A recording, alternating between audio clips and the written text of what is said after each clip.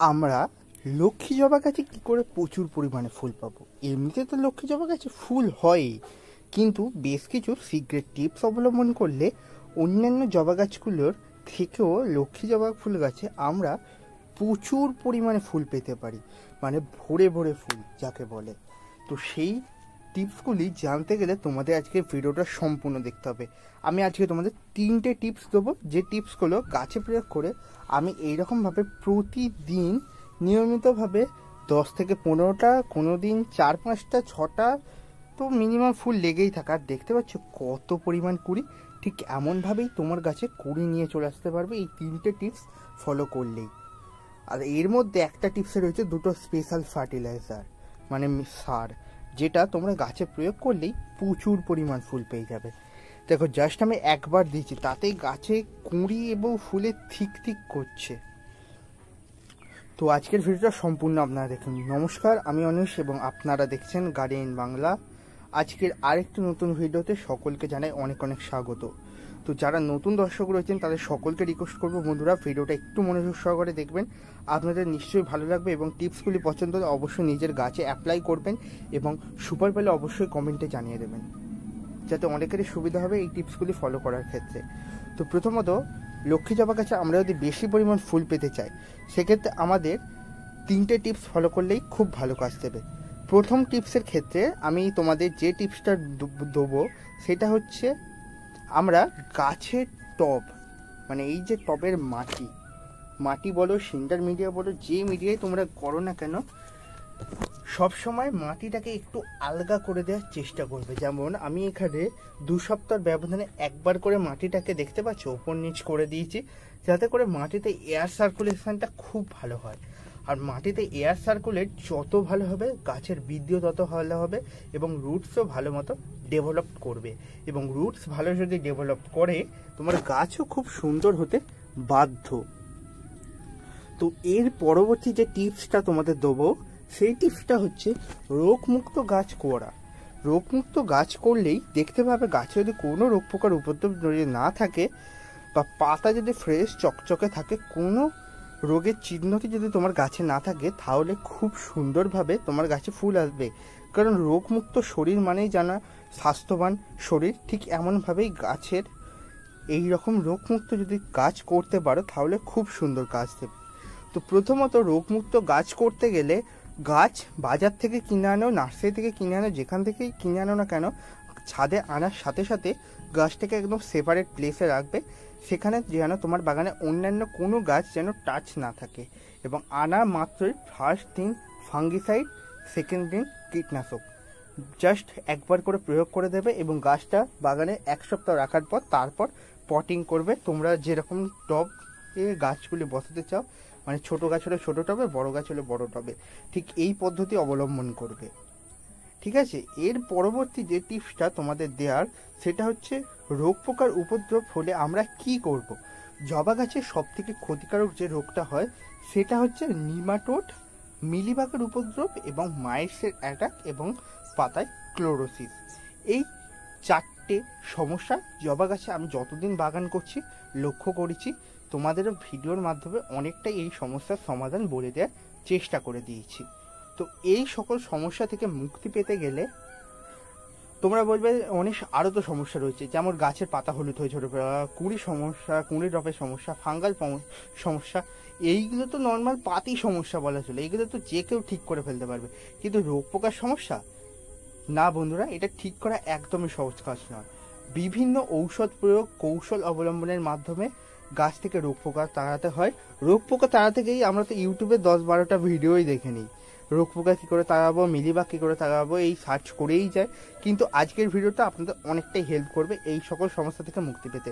তো প্রথমত, আমরা সপ্তাহে 2বার করে নিমখোল জলে ভিজিয়ে সেই জলটা আমরা গাছের পাতায় ছেঁকে নিয়ে স্প্রে করব এবং টবের মাটিতে যে অবশিষ্ট নিমখোলটা থাকবে এবং কিছুটা পরিমাণ জল সেটা দিয়ে দিতে পারি। তাতে করে আমাদের হবেটা কি, অর্গানিকভাবে আমরা গাছকে কীটনাশক মুক্ত করতে পারবো, মানে গাছে কীটনাশক প্রয়োগ করতে পারবো এবং রোগ মুক্ত করতে পারবো। আর আমরা সকলেই জানি নিমখোল কিন্তু অর্গানিক ফাঙ্গিসাইডও কাজ করে, যেটা আমাদের ছাদ বাগানকে খুব সুন্দর করে মানিয়ে গুছিয়ে রাখবে। যারা খরচার ভয়ে বাগান করছে না, ভাবছো কীটনাশক কিনতে গেলে এত খরচা, ফাঙ্গিসাইড কিনতে হবে, তাদের জন্য আমি বলবো মাত্র 1 কেজি নিম ফুল কেনো, 50 থেকে 100 এইরকম দাম অনুযায়ী। আর দেখতে পাচ্ছ খুব সুন্দর প্রজাপতি আসছে ছাদ বাগানে। তো এইরকম ভাবেই তোমারও ছাদ বাগানে প্রচুর প্রজাপতি আগমন হবে, খালি গাছগুলো খুব ভালোভাবে করার চেষ্টা করবে। তোমাদের একটু দেখানোর চেষ্টা করুন। তো প্রথমত নিমখোল গাছে প্রয়োগ করবে। নিমখোল দিলেই গাছে কোনো ধরনের পোকামাকড়ের উপদ্রব হবে না। এর পরবর্তী যে স্টেপটা আমি অবলম্বন করব সেটা হচ্ছে গাছের খাবার। তো আপনারা এতক্ষণ ধরে ভিডিওটা দেখছেন, নিশ্চয়ই আপনাদের ভালো লাগছে, তাই অবশ্যই ভিডিওটাকে লাইক করে দেবেন। যারা এখনও সাবস্ক্রাইব করেনি প্লিজ সাবস্ক্রাইব করে দেবে, এবং যারা নতুন দর্শক রয়েছে ভিডিওটা যদি ভালো লাগে অবশ্যই কমেন্ট করে আমাকে জানিয়ে দিও। আর কাদের কাছে লক্ষ্মী জবা গাছ রয়েছে সেটাও আমাকে জানিয়ে দিও।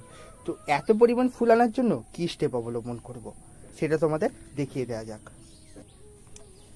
চিনতে পারলে বন্ধুরা, এইটা হচ্ছে NPK 10-26-26, খুব সহজলভ্য একটি সার, যেটা সকলের সাধ্যের মধ্যে। এই খাবারটা আমরা এই লক্ষ্মী জবা ফুলের গাছে প্রতি সপ্তাহে একবার করে হাফ চামচ দিয়ে দিচ্ছি। আমি 10 ইঞ্চি টব, সেহেতু হাফ চামচ দিয়ে দিচ্ছি, খুব বেশি দেওয়ার দরকার নেই, হাফ চামচ দিলেই যথেষ্ট। এই হাফ চামচ ফার্টিলাইজারে গুণেতেই গাছে এত পরিমাণ ফুল আসবে। এর সাথে গাছের পাতা ফ্রেশ এবং চকচকে রাখতে হলে আরেকটা স্পেশাল ফার্টিলাইজার দিতে হবে, তো সেটা তো দেখাচ্ছি তোমাদের। তো এই সারটা তোমরা 6 ইঞ্চি টবের ক্ষেত্রে হাফ চা চামচেরও হাফ চা চামচ, মানে ধরো 1 টিস্পুন, মানে এইরকম একটা চামচ নিলে এই চামচের, কিছু মনে করবেন না বন্ধুরা, এটা খোলের গুঁড়ো লেগে রয়েছে, তো এইরকম চামচের হাফ চামচ, তারও হাফ, মানে মিনিমাম 10 থেকে 12টা দানা 6 ইঞ্চি টবের ক্ষেত্রে। 8 ইঞ্চি টবের ক্ষেত্রে আমরা এনাফ দিতে পারি। বড় টব যেমন 12 ইঞ্চি যদি টব হয় 1 চামচ আমরা এই সার নিঃসন্দেহে গাছে দিতে পারি। অনেকে বলবে দাদা রাসায়নিক সার কি দেবো না দেবো না, একটা কথা তোমাদের বলে রাখি বন্ধুরা, ফুল গাছ করছো রাসায়নিক সার তো দরকার, কারণ রাসায়নিক সারের গুণেতেই প্রচুর পরিমাণে আমরা ফুল পাবো, জৈব সারে অতটা ফুল নাও পেতে পারি। এবার অনেকে আমার বিপক্ষে যাবে, বলবে না কলার খোসা, পেঁয়াজের খোসা ভেজানো জল আমরা দিতে পারি, সেক্ষেত্রে অনেক খাটনি হয় না, ভালো এটা বলবো না, কারণ ওইটা আমিও ইউজ করে দেখেছি, খুব ভালো কাজ হয় এই ফার্টিলাইজারগুলো, এবং সেটা গাছের হেলথের পক্ষেও খুব ভালো রাসায়নিক দেওয়াচ্ছে। তো ওই ফার্টিলাইজারটাও তোমরা দিতে পারো, আমিও দিই মাঝে মধ্যে, কিন্তু সবসময় দেওয়া হয়ে ওঠে না, সেক্ষেত্রে আমাদের রাসায়নিক ফার্টিলাইজারই অবলম্বন করতে হবে। এর পরবর্তী সারটা তোমাদের দেখিয়ে দেওয়া যাক। এর পরবর্তী যে ফার্টিলাইজারটা তোমাদের দেখাচ্ছি, এটা সকলেই চিনতে পারছো, এপসম সল্ট, মানে ম্যাগনেসিয়াম সালফেট। এই ম্যাগনেসিয়াম সালফেট তোমরা যে কোনো সারের দোকান, অনলাইনে এবং ওষুধের দোকানেও ম্যাগনেসিয়াম সালফেট বলে পেয়ে যেতে পারো, এবং সারের দোকানে এটা এপসম সল্ট নামে পরিচিত। তো তোমরা এইটা এক কাজ করবে, বাগানে কিনে আনবে, মানে তোমার যেহেতু বাগান করছো এটা অবশ্যই দরকার, কারণ গাছের পাতা ফ্রেশ এবং চকচকে রাখতে হলে এই সারের জরুরি মেলাভার। আর এই সারটা আমরা গাছে প্রয়োগ করে দেবো এই খাবারটা দেওয়ার সাথে সাথে। খাবারটা যেহেতু দিয়ে দিয়েছি তাই এই খাবারটাও দিয়ে দিলাম একই সাথে। তোমরা অনেকেই বলবে এইটা জৈব না রাসায়নিক, তা আগেই বলে দিই, এটা হচ্ছে এক প্রকারের খনিজ লবণ, মানে যেটা খনিজাত দ্রব্য, মানে মাটির নিচে থেকে উত্তোলন করা হয়, মানে তোমরা বুঝে গেছো নিশ্চয়। ঠিক এই জন্যই গাছের ক্ষেত্রে খুবই উপযোগী এই এপসম সল্ট। তোমরা ডাইরেক্টলি মাটিতে দিতে পারো প্রতি 2 সপ্তাহের ব্যবধানে, মানে ধরো 1 সপ্তাহ এই সারটা দিলে, তার সাথে দিয়ে দিলে আবার নেক্সট যখন দেবে তার পরের সপ্তাহে এই সারটা, মানে এই এপসম সল্ট তোমরা গাছে প্রয়োগ করে দিতে পারো নিঃসন্দেহে। তার সাথে তোমরা এটা লিকুইড করে, মানে 1 লিটার জলে 5 গ্রাম মতো দিয়ে, মানে 1 চামচ, আমি যে চামচটা তোমাকে দেখালাম ওই চামচের 1 চামচ দিয়ে আমরা গাছের পাতায় স্প্রে করে দিতে পারি খুব সুন্দরভাবে, যাতে গাছের পাতাগুলো, মানে পাতার নিচেতে স্প্রে করবে এবং পাতার ওপরেও স্প্রে করবে, এবং কিছু পরিমাণ জল টবের মাটিতেও দিয়ে দেবে, তাতে করে আমাদের গাছটা খুব ভালো করে গ্রোথ নেবে এবং গাছের পাতা হেলদি চকচকে ফ্রেশ একদম সবুজ গ্রিনি ব্যাপারটা চলে আসবে।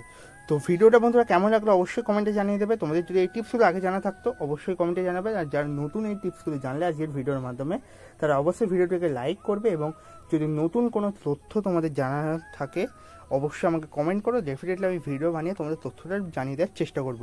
সকলে নিশ্চয়ই সাবস্ক্রাইব করে নিয়েছো, আর বলবো না সাবস্ক্রাইব করার কথা, তাই ভিডিওটা এখানেই এন্ড করছি। সকলে ভালো থাকবেন এবং নিজের গাছগুলি খুবই ভালোভাবে করুন। আশা করবো তোমরাও সুস্থ সবল রয়েছে এবং তোমাদের গাছও অনেক অনেক সুস্থ সবল রয়েছে। সকলে ভালো থাকবেন আর এরকমভাবেই ভিডিওগুলি দেখুন এবং আমাকেও মোটিভেট করুন। আপনারা ভিডিও দেখার মধ্য দিয়ে আমি খুবই মোটিভেট হই।